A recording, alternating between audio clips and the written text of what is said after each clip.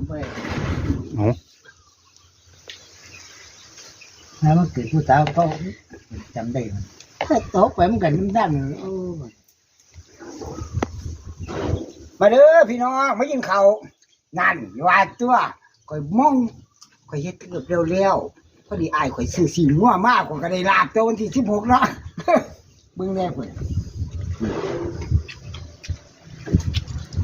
เอามึงเจ้าเบิ่งแน่นี่แม่นอ้ายหรือแม่น้องเอาให้เจ้าทายเบิ่งดูอันนี้แม่นหลานอยู่นี่เจ้าว่า2คนนี่ระวังแม่นอ้ายหรือแม่น้องให้เบิ่งคักๆเบิ่งแล้วคอมเมนต์มาบอกข่อยเด้อ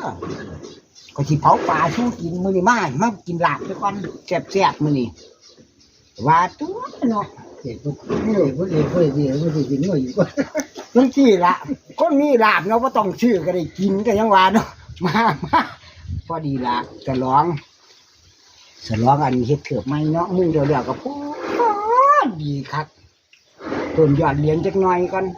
เพิ่มผู้ติดตามแล้วก็การสร้างปฏิสัมพันธ์